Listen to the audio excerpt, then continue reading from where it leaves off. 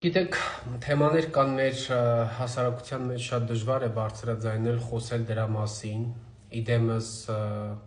ոչ տրադիցիոն սեռական հարաբերության տեսակները, որովհետև այդ երևույթի մասին խոսելիս հայտնվում են մի խումբ մարդիկ, ասում են մի քարոզեք, չգիտեմ, մեկն ասում է քարոզեք, մեկն ասում է մի քարոզեք, մեկն ասում է ուրիշ բան քար։ Ուրեմն ամեն դեպքում սա բժշկություն է։ Ես հարցին կուզենամ մի քանի տեսանկյունից անդրադարձնել, որտեղ հարցը բազմաթիվ անգամներ է հնչում, ես մի փոքր աշխատում էի անընդհատ անձնական նամակներով էի փորձում պատասխանել, հետո տեսա հարցը բազմաթիվ անգամներ է հնչում, արդեն մի քիչ ուղղակի դժվար է այս երևույթի մասին, ոչ թե ես որպես մասնագետ դժվար եմ խոսել, այլ ուղղակի հասարակությունը, որտեղ մենք ապրում ենք, երևույթի մասին դժվար է խոսել, բայց պետք է հաշվի առնել մի բան, երևույթը կա մեր հասարակության մեջ։ Որպես մասնագետ ես զերծ կմնամ վիճակագրական այն տվյալներից, ինչքանով է դա տարածված սովորական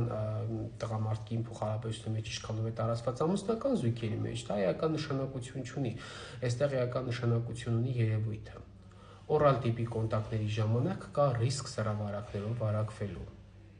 Հատկապես խոսքը գնում է սիֆիլիսի, գոնորեայի, խլամիդիայի մասին։ Մյուս տեսակ սեռավարակների դեպքում հավանականությունն ավելի քիչ է, բայց օրինակ ասենք տրիխոմոնիոզ հիվանդության դեպքում հավանականություն չկա, որտեղ տրիխոմոնոսը ապրում է վագինայում եւ սեռական օրգանների լորձաթաղանթում։ Բայց եթե դուք շատ հաճախ հարցնում են, ո՞նց իմանանք, կարելի անվտանգ է օրալ կոնտակտը թե չէ, չեք կարող իմանալ։ Ընդ որում ռիսկը նույնն է, եթե տղամարդու մոտ կա ինչ-որ սեռավարակ, նա փոխանցում է կնոջը, եթե կնոջ օրալ հատվածում կա ինչ-որ սեռավարակ, նա փոխանցում է տղամարդուն։ Օրալ կոնտակտները առանց պահպանակ թույլատրել են միայն այն դեպքում, եթե պարտնյորները միմյանց հանդեպ շատ վստահ են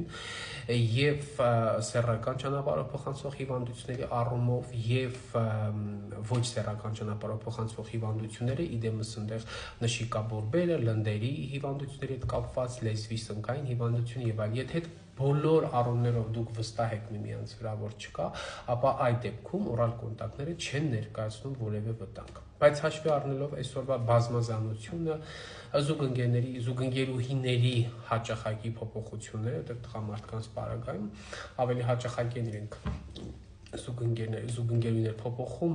վստահություն ունենալը դա լրջություն է։ Վստահությունը միայն կլինի այն, որ դուք վստահ լինեք ինքներդ ձեր վրա, սակայն հարաբերությունները անեք միայն պահպանակով, որպեսզի լինեք առողջ։